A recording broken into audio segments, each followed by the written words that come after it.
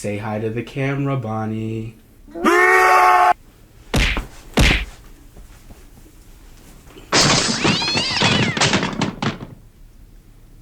Hi. Greetings. Salutations. Hello. Fellow nations. My name is Phil, and that of course is Phil with one L. And today,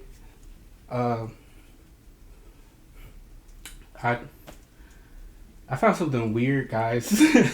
Welcome to Upworld. He's an LA cop. He's a GNOME. Right, a GNOME. He's hot on the trail of $1 million. He's after the Lumen. Right. Meet Gallagher and GNOME. Two guys with nothing in common. Giant robots. Well, almost nothing. Take it easy, will you? You gotta concentrate. They've got to work together and get it together before everything blows apart. Upworld. The normal, it's not.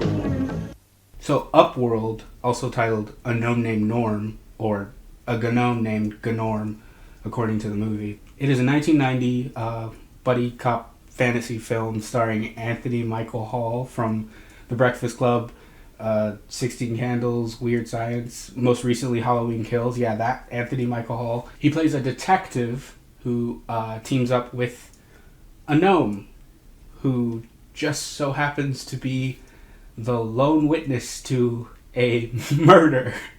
Buddy cop films were a very popular genre in the 80s and 90s. It's a genre of film that's evolved so much over the course of time. It went from starring humans to eventually starring furries. This film very much fits the definition of the term onesie movie, which, if you're unfamiliar with that term, was coined by famous or infamous, depending on how you look at it, film critic Roger Ebert after he saw Rush Hour, a buddy cop film in which one's a fast-talking black guy and one's a Chinese guy who knows martial arts. And this term can pretty much fit any buddy cop movie ever made. We all know the classic, a buddy cop film where one's a by-the-books, very by-the-rules cop, and one's a off-the-rails, doesn't listen to anybody type of cop. And then the pitch sort of evolves from there. A film where one's a white blood cell and one's a medicine pill. A buddy cop film where one's a cyborg woman and one's a Tyrannosaurus Rex. A buddy cop film where one's a Melissa McCarthy and one's a puppet. A buddy cop film where one's a dog and one's a Chuck Norris. And finally, which leads us to today's video, a buddy cop film where one's a human detective and one's a gnome from a magical realm. This makes sense as fantasy films were also a very popular genre at the time. You had Labyrinth, Dark Crystal, The Neverending Story. So it makes sense for some, lowly exec to want to mix the two together, and the result is A Gnome Named Norm, which is very unique, to say the least. Certainly is a film. I had the pleasure of discovering this movie on everyone's favorite streaming service, Tubi. I watched it for free, and somehow it still feels like I spent money on it. And after I watched this film, I just knew I had to talk about it. So without further ado, let's dive into A Gnome Named Norm, also titled Upworld. The movie starts off with the most 90s title card ever. And then we go into a Los Angeles Police Department where we are introduced to our film's protagonist, Detective Casey Gallagher, who is childish, very slovenly, and doesn't take his job seriously. He's Jake Peralta. It's Jake Peralta. He's late to work because he's busy picking an outfit to go undercover in. But fortunately enough for him, he's covered by his partner, Sam, who doesn't really read in this movie as a love interest, but she's a woman and he's a man, so guess where these characters end up. The LAPD is running a sting operation to take down a criminal organization that sells illegal jewels. It's never really explained what the bad guys in this movie are bad for. We just know they're bad, and the police are after them. The leader of this criminal organization is the film's main antagonist, Zadar, which is the most 90s villain name I've ever heard. It sounds like a Power Rangers villain. All of this exposition is intercut with footage of an unseen creature sort of tunneling through the ground and digging his way up to the surface. Later that night, during the sting operation, Detective Casey is waiting with a briefcase full of money to meet up with a henchman of Zadar's. While waiting, he is knocked unconscious by an unseen figure. The unseen figure then gives a suitcase to the henchman that Casey was supposed to be meeting up with, and this happens.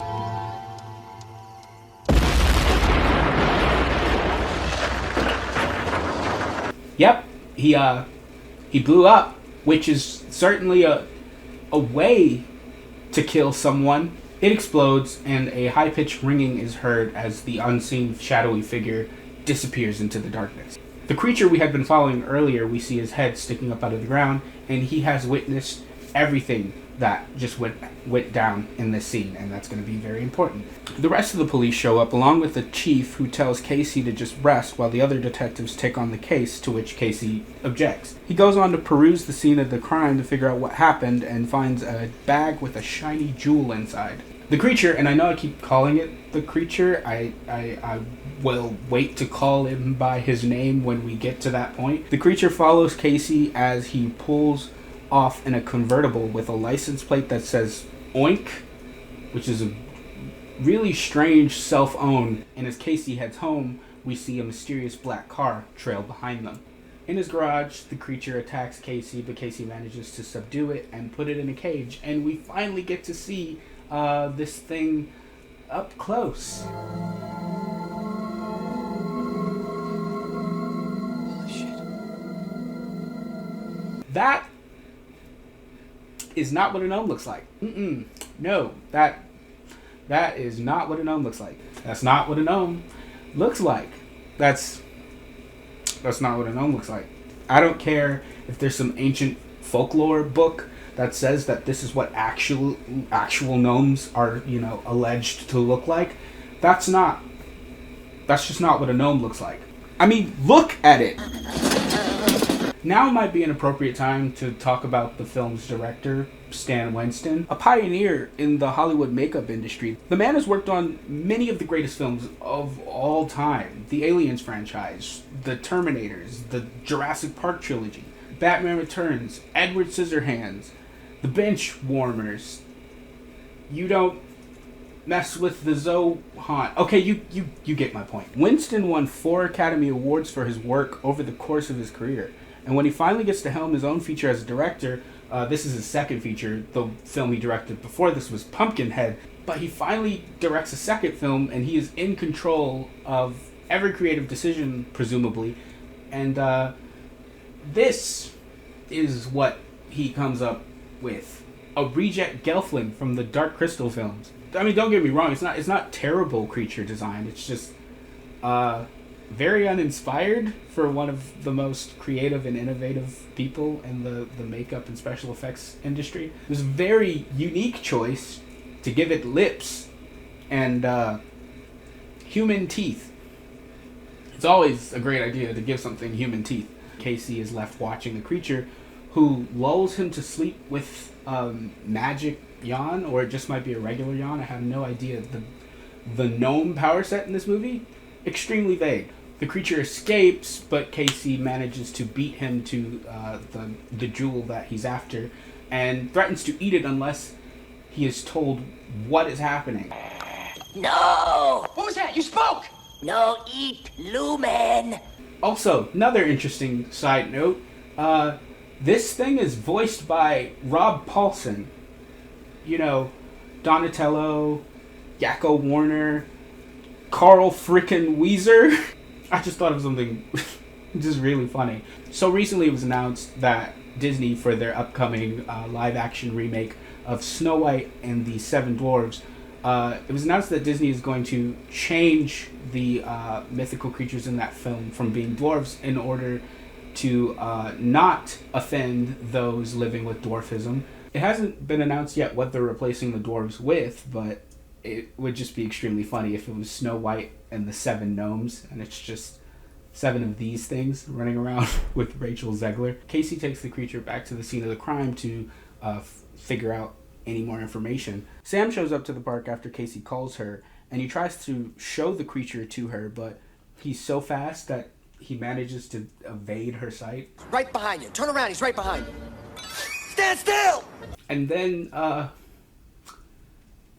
this happens. I don't know what the hell kind of game you're trying to play here, but I'm much too tired for this. Call me when you get your act together. Booga. Nice, Roundy. Shut up! Yeah, there's a lot of focus on asses in this movie. Never explained. Have no idea why. We just gotta roll with it. Casey and the creature go back to his place where they find that it has been raided and is a complete mess. They are then attacked by the man in black who was following Casey the night prior.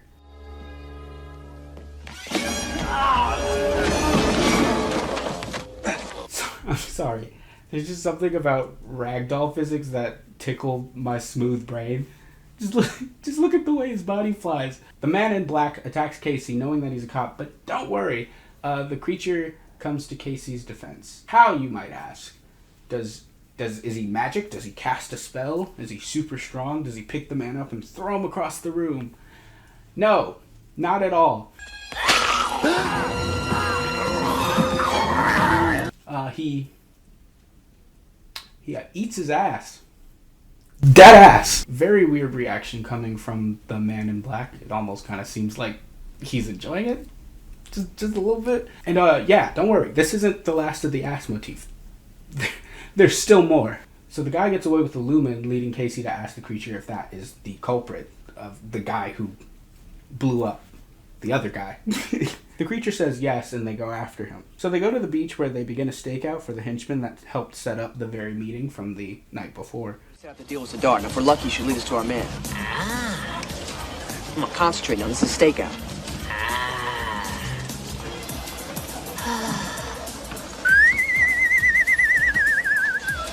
Giant popos. Ugh. God, what? Do they have to make him so horny? The creature says that he will reveal to Casey what he is and where he came from, so long as they do a spit shake, and Casey promises not to tell anyone. You, not tell. Oh, me not tell? You mean like keep a secret? Spit. Spit on word.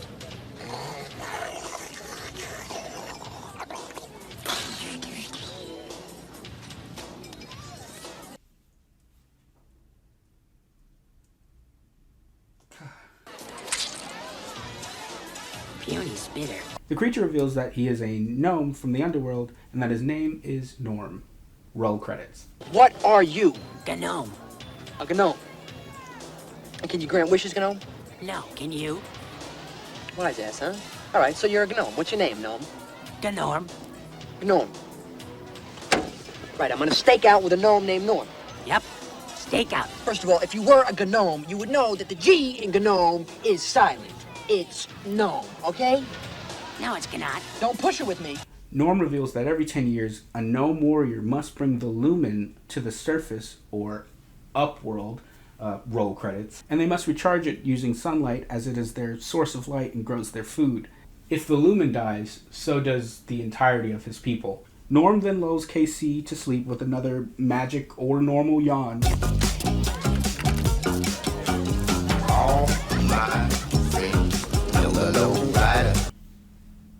Didn't add that song. It's in the movie. There's this awfully long shot where the lowrider song cuts out, slowly fades out, and Norm just stares out into the ocean on the beach, just contemplating his existence.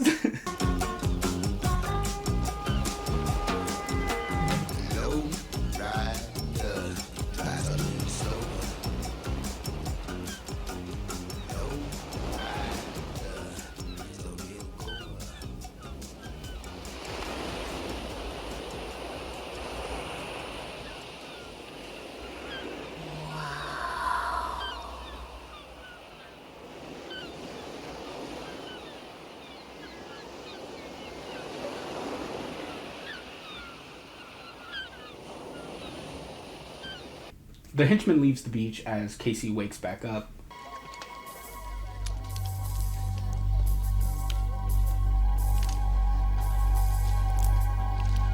That's a gun. Stake out, stake out. No.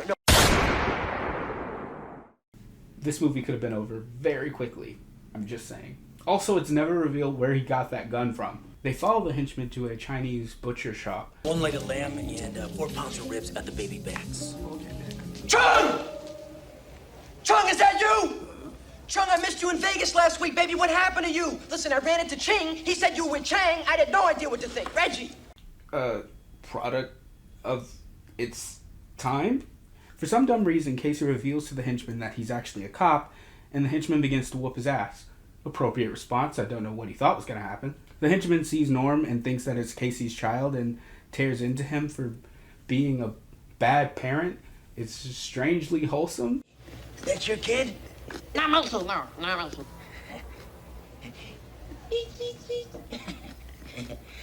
I like kids. Hey, what kind of a father are you anyway? I don't know about that. Bringing a kid to an environment like this. You ought to be ashamed of yourself. You know kids are impressionable.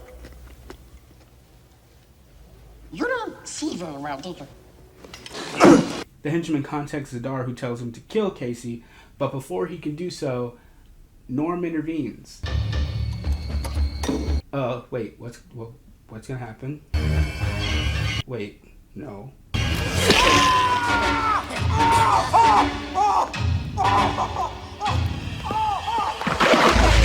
Reggie! Yeah, Norm just sticks a meat hook right up the guy's ass. A lot of butt stuff in this movie, and not the good kind. They manage to get away and track Zadar back to his place and go to catch him. The cut of the movie I watched skipped this part, but I found a clip of it on YouTube. Apparently Zadar's lair, where they go to catch him, is a strip club. I want you to think of everything I've told you up until this point. All of it. The butt stuff, the sexual innuendos, the casual racism. Would now be an appropriate time to tell you this movie's rated PG? Because this movie is rated PG. They catch Zadar, but he manages to escape. Excuse me, man. Sorry, Norm. No time for popos. Norm, move! I'm just saying, this movie could have been over very quickly. A classic bot movie bar base ensues. Casey apprehends a vehicle so he can go after Zadar, but he doesn't apprehend just any old vehicle. This boy apprehends a hearse. Oh, shit!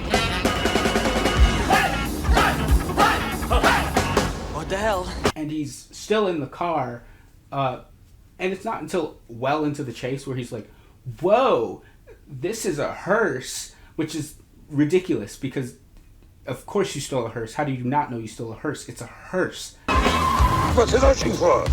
must be running late.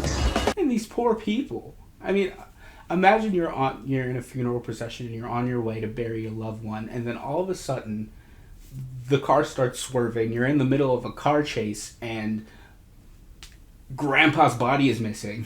The chase ends with Casey crashing the car and the casket being thrown out the back, and Casey pops out of the car, but Zadar manages to escape down an alley. He goes back to the hearse that he stole, and there's just this random guy doing CPR. Help me! Quick, I took the horse. I think we can save him. Oh, don't just stand there. Help me.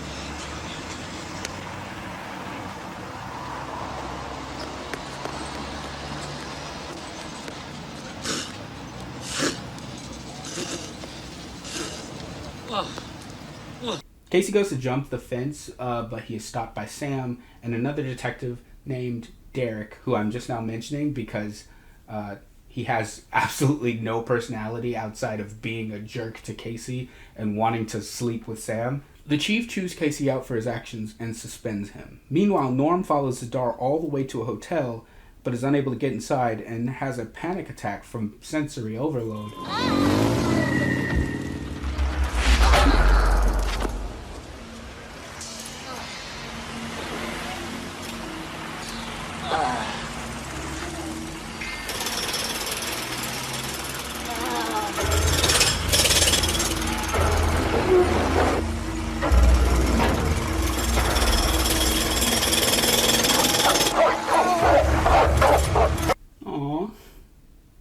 mean, don't get me wrong, the thing is goddamn atrocious to look at, but he's just a little guy. Casey finds Norm in the alley, and Norm confesses that Upworld is terrifying, and he no longer wants to be there. Amen to that, brother. He also admits that this isn't even his job. He's not a warrior. He's just a lowly tunneler. Casey gives him a pep talk, and they go to the hotel to apprehend Zadar. They catch him in his hotel room where he's packing to escape, and in order to confirm that he is the suspect they're looking for, Casey tells Zadar to scream. Scream!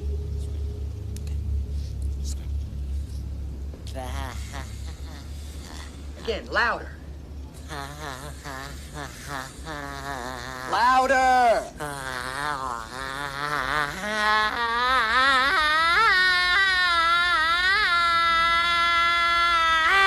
That's, When Casey asks Norm if he recognizes that scream, Norm reveals that he in fact lied and that Zadar is not the suspect that knocked Casey unconscious and exploded the other guy. He just wanted his goddamn lumen.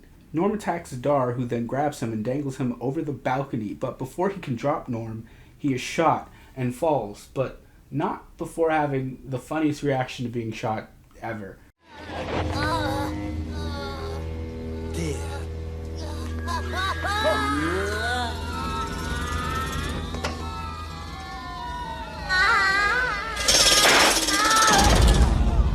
As Casey helps Norm back up from the ledge, we see that the person who actually shot Zadar was Casey's boss, the police captain. As the lumen begins to die, Casey tells Norm to make a run for it, but the captain catches Norm and frames Casey for Zadar and his henchman's murder. While being transported, Norm again reveals that the only reason he volunteered to be a warrior and bring the lumen to the surface was to impress a female gnome, or puka, named Rena. She does have nice popos. Like Rena. Like Rena? Who's Rena? Pretty, big eyes, spit good. Spits good, huh? This information, of course, pisses Casey off, and rightfully so, because for someone who needs so much help, this little bastard sure does lie a lot, doesn't he? We get a funny montage of Norm being processed by the LAPD. He's moving around too fast to have his mugshot taken, and he won't let anyone take his fingerprints. They try to draw blood with a needle, but it just bends because Norm's skin is apparently impenetrable. Which, I guess, would that mean he's bulletproof? Strip him. Strip him.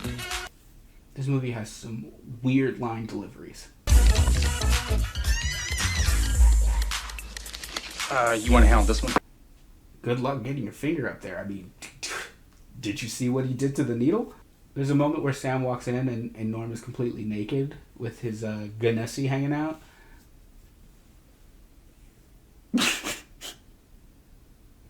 Oh my god. Didn't think we would be seeing gnome ass cheeks in this movie, but here we are. Norm hears the same ringing he heard that night coming from the captain's hearing aid, confirming that he is indeed our culprit. But it's too late. Casey is thrown in jail, and the movie takes a weirdly intense turn. You freak! What did you see, huh? Sam interrupts before the captain can do anything to Norm and reveals that the evidence doesn't line up with Casey actually being the murderer. Meanwhile, Derek is watching Norm in the captain's office, and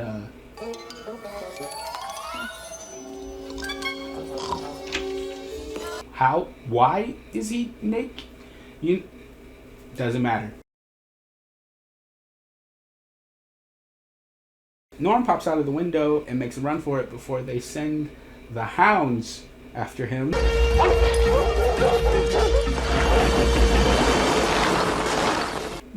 For a second, when I was first watching it, I thought the dogs had just torn him to shreds.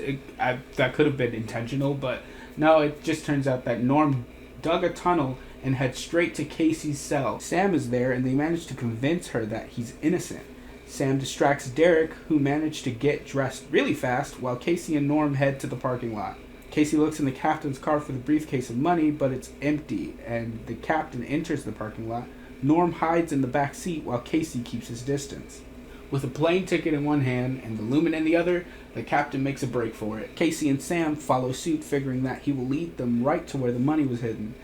Norm makes a sneak attack from the back seat, but he's knocked out by the captain, who places him in the middle of the road and then proceeds to run him over.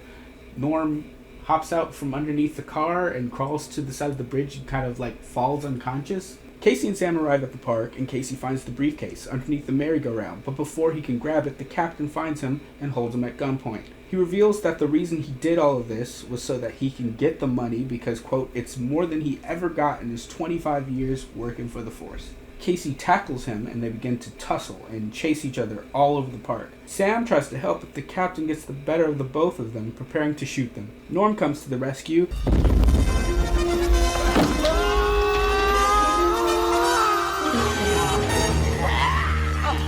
and attempts to shoot the captain, but oh no, he doesn't know how to hold a gun. You die, slug slide. No, point it the other way! Little freak! No! So I guess he wasn't bulletproof. What's this? A bullet. Oh. Never mind. They arrest the captain, and as the sun rises, Casey recharges the lumen. Casey asks if Norm will stay, but Norm says he has to get back to his homeworld and return the lumen, or else all of his species will die. He also has to impress Rena, the puka that he likes. The two detectives say their goodbyes.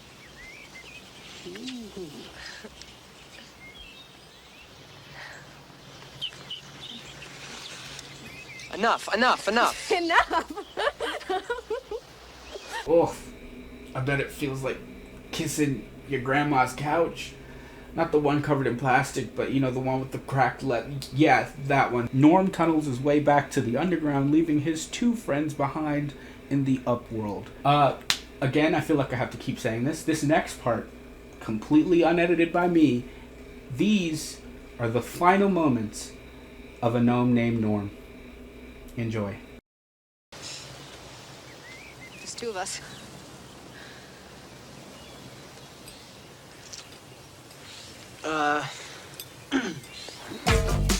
Hey, slug lips.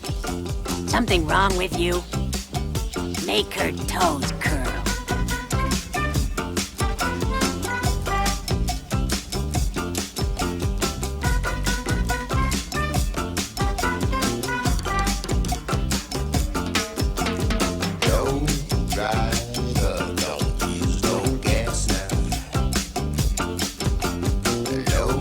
So that was A Gnome Named Norm.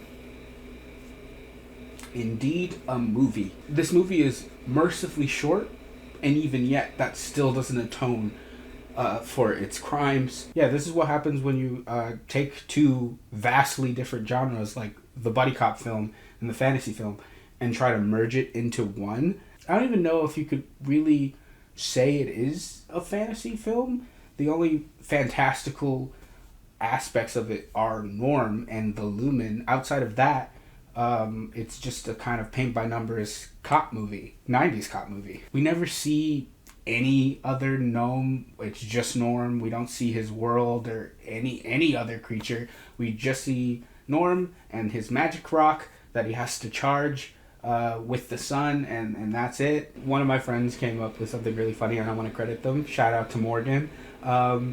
She said, "It looks like a chihuahua sucked up the soul of Willem Dafoe." I had described this movie to a friend of mine in person when I was working on the script for this video, and then later I sent him pictures from the movie, stills, and this was his reaction. Yeah, so my camera died, so that happened. But yeah, please don't forget to like and subscribe, because if you like and subscribe and stick around, that means you have huge popos and a very nice roundy. I'm so sorry. But yeah, that if you have some more weird, obscure, strange, fever dream-esque films that you would like for me to check out, comment them down below. Please remember that at the end of the day, every day, it's all good. And if it's not, I promise you it's gonna be. take care, homies. Or should I say, no me no? Okay, yeah, you know what? I'm leaving. It's okay. I'm leaving.